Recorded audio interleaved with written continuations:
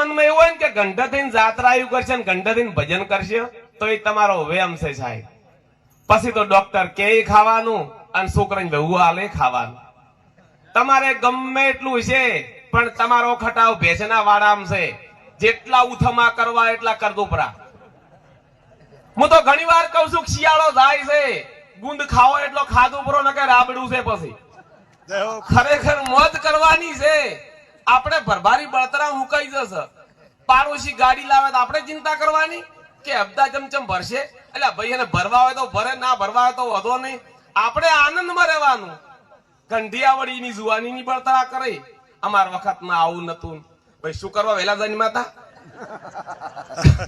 ઘણી બહેનો વળી વાતો કરતી હોય કે અમાર વખતમાં તો અમે તો ઘંટી દળતા હતા, ઉપાડીને પોણી લાવતા હતા.